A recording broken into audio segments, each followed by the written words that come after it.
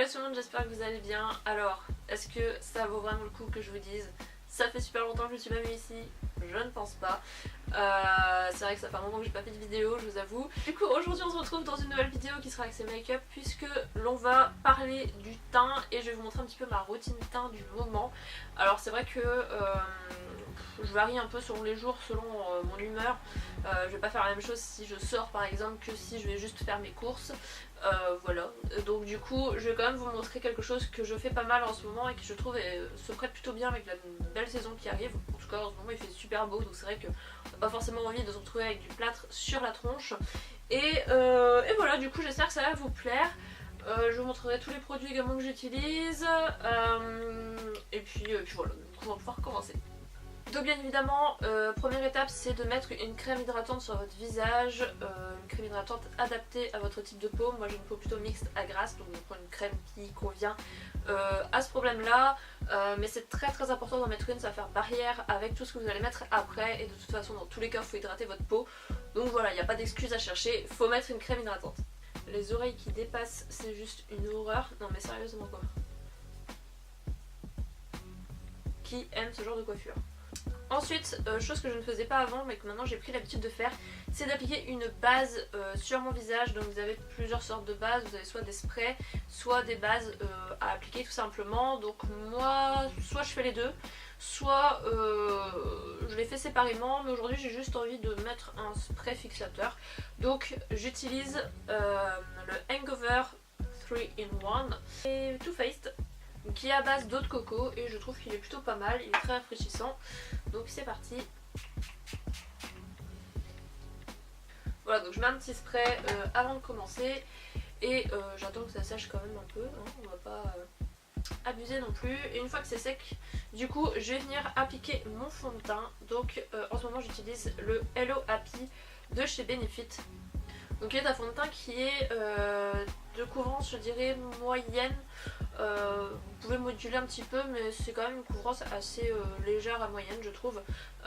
Il est très liquide mais moi j'aime beaucoup, je trouve qu'il s'étale très bien sur le visage et justement il donne un effet qui est naturel entre guillemets, même si c'est pas ce que je recherche le plus en général, le côté naturel du make-up. Si je veux être naturel je me maquille pas, mais ouais j'aime bien, je trouve qu'il est assez léger et quand il fait beau ou quoi j'ai pas envie de mettre des trucs genre 4,20 bien trop plaqué sur le visage, donc ça je trouve qu'il est vraiment parfait. Et du coup j'ai la teinte évidemment la plus claire comme d'habitude.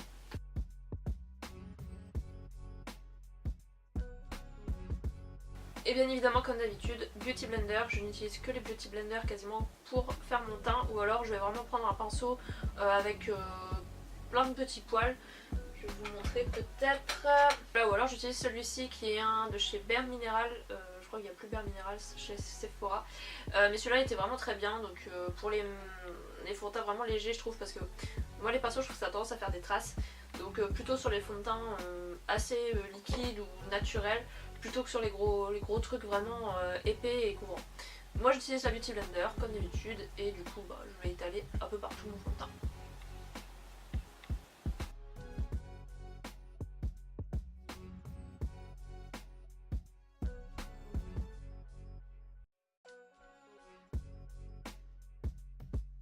Donc j'étire un petit peu dans le cou, mais en général si vous avez la bonne teinte c'est pas obligatoire non plus, moi je le fais toujours un peu quand même, histoire de bien fondre. Voilà, donc ça une fois que c'est fait, je vais passer à l'anti-cerne. Ce que j'utilise en ce moment c'est celui de chez Becca qui est lumineux et pas hyper couvrant par contre. Sinon celui que j'aimais bien c'était le All Hours Concealer de chez Yves Saint Laurent. Celui-là franchement il est super bien, il est plus couvrant que le Becca. Moi je vous conseille vraiment celui de Yves Saint Laurent, mais comme je n'en ai plus, celui de chez Becca fera très bien l'affaire. Du coup ce que je fais c'est que je vais l'appliquer en espèce de triangle sous les yeux. Et après je vais revenir estomper avec mon Beauty Blender, donc avec la petite pointe du Beauty Blender.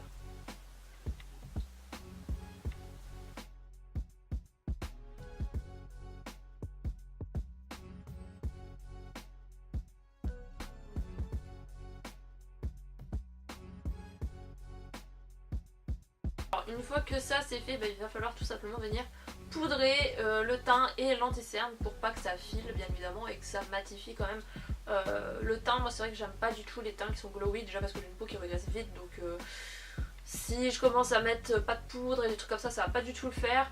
Donc je matifie le tout. Du coup la poudre que j'utilise en ce moment c'est la Huda Beauty. Donc là c'est la Sugar Cookie. C'est la blanche tout simplement. Elle est très blanche par contre, enfin très blanche. Faites attention, n'en mettez pas non plus, n'en abusez pas sur tout le visage parce que je trouve que ça a tendance à blanchir le visage. Après vous avez plein d'autres couleurs, c'est des poudres libres qui ont un fini transparent mais vous avez différentes teintes quand même, donc ça doit apporter une légère couleur mais pas comme un fond de teint poudre compact comme vous pouvez avoir dans d'autres marques. Du coup là c'est vraiment poudre libre qui matifie et qui gomme bien, enfin qui floute bien la peau. Donc moi ce que j'aime bien faire c'est venir en prendre avec le Beauty Blender pour vraiment après en appliquer sous l'œil pour que ça fasse une sorte de baking et que du coup ça tienne quand même bien toute la journée et que ça regraisse moins vite. Après je trouve qu'avec le petit tatami là,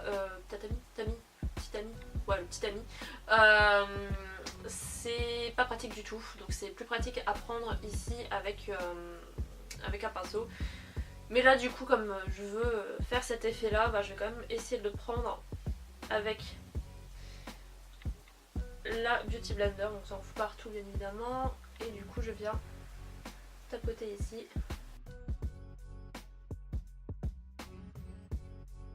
Et finalement je vais quand même reprendre celle-ci pour finir mon teint parce que c'est vrai que j'en mets pas 3 tonnes et que j'ai pas... disons que si vous associez cette poudre là par exemple avec l'anti-cerne, pareil de chez Huda Beauty qui est ultra couvrant, alors il est top, moi j'ai pris le plus clair mais il est ultra blanc. Du coup ça vous fait vraiment à la Kim Kardashian, j'aime pas trop cet exemple parce que pour moi c'est pas un exemple en maquillage, mais vous savez donc vraiment hyper clair là, puis après vous faites le contouring, bon bref. Donc si vous associez ce correcteur-ci avec celui-ci, là ça va être ultra blanc, je vous le dis tout de suite, mais si vous faites des choses un peu plus légères comme aujourd'hui, normalement ça devrait aller. Donc on n'en abuse pas, on poudre le teint tout simplement avec du coup un gros pinceau poudre.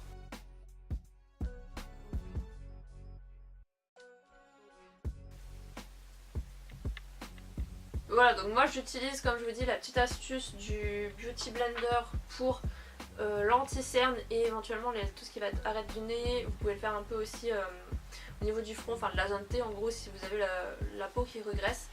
Ça permet du coup de vraiment faire un patch on va dire avec la matière pour éviter que ça bouge trop ou que ça regresse trop vite. Après vous pouvez très bien le faire juste au pinceau et puis voilà c'est terminé. Mais très important quand même de poudrer. Ensuite, une de mes étapes préférées, ça va être le contouring. Alors ça, j'adore, je trouve que c'est vraiment... ça fait tellement, je trouve, ressortir le visage, le make-up, je sais pas comment dire, mais je trouve que c'est essentiel.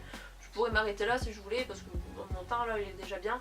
Mais le contouring, je trouve que ça rajoute vraiment quelque chose en plus. Alors on n'est pas obligé de faire un contouring de star, vraiment ultra marqué, chargé et tout. Comme vous voyez, avec les anti-cernes, les machins et tout partout, non. Je pourrais faire un petit truc basique, moi je vais juste faire du classique aujourd'hui histoire de réchauffer un peu mon teint, déjà que je suis très blanche, je trouve que c'est bien de rapporter un petit peu de chaleur. Du coup je vais utiliser ce que j'utilise le plus souvent, donc ça va être la palette Kat Von D, la Shade and Light. Donc le fard que j'utilise le plus ça va être bien évidemment le plus clair, des fois je mixe avec celui du milieu intermédiaire pour avoir quelque chose d'un petit peu plus... est-ce que je suis floue? Oh j'arrive même pas à voir, j'ai pas mes lunettes. Pour avoir quelque chose d'un petit peu plus soutenu.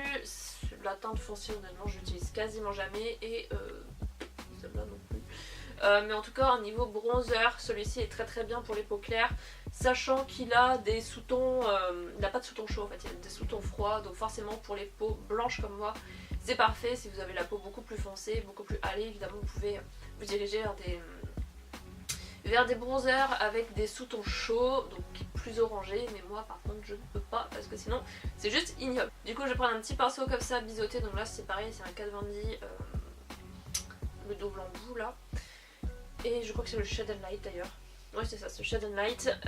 Du coup je prends le côté biseauté, voilà, et je vais venir du coup faire mon creux de joue, mes tempes, légèrement ici, c'est vrai que je le fais pas trop par là, mais quand même un petit peu, voilà, c'est pas pour sculpter et corriger des choses, c'est vraiment là pour le coup juste pour réchauffer mon teint.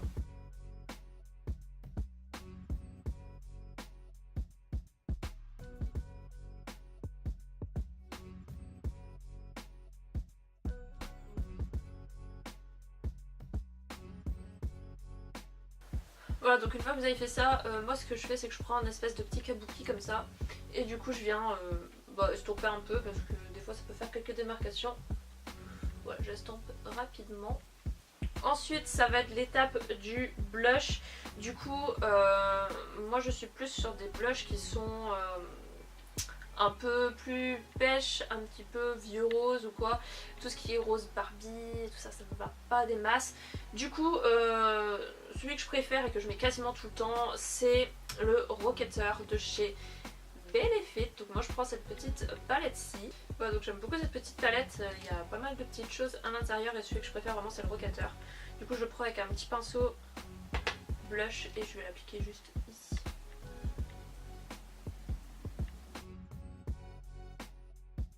Voilà, donc c'est un blush qui est pas hyper pigmenté non plus mais qui je trouve apporte quand même un petit côté un peu réchauffé au teint et j'aime beaucoup.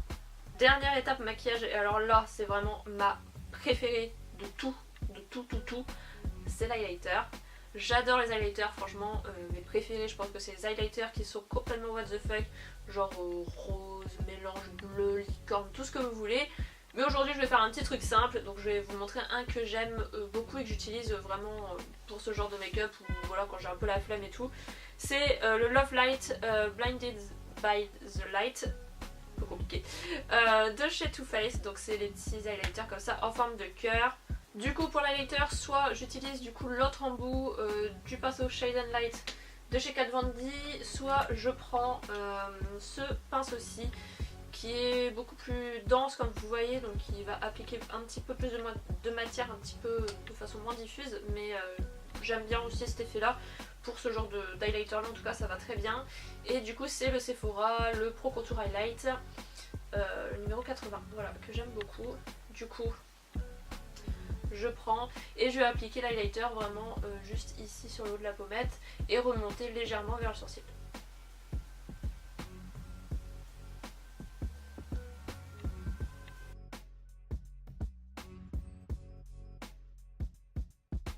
Vous pouvez également mettre un petit peu sur le bout du nez ou sur l'arc de Cupidon, je trouve que c'est assez joli, même si bon, briller de la moustache c'est pas mon gros kiff, mais quand vous mettez un petit rouge à lèvres après je trouve que ça fait quand même sympa.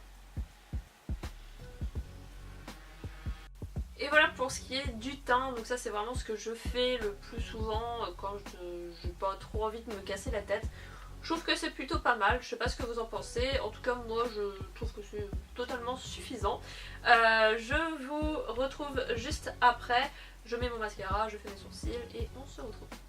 Me revoici, du coup j'ai fini mon maquillage, donc j'ai juste fait sourcils, mascara et rouge à lèvres. Donc voilà ce que ça donne. Je remets un petit coup de spray vite fait quand même pour bien faire tenir le make-up. Dans l'ensemble moi je trouve que c'est plutôt pas mal. Après n'hésitez pas à me dire ce que vous en pensez. En tout cas ça m'a fait plaisir de vous faire cette petite vidéo. J'espère que ça vous aura plu également. Et je vous dis du coup à très vite dans une prochaine vidéo. Je ne vous donne pas de date mais promis je reviens. Salut.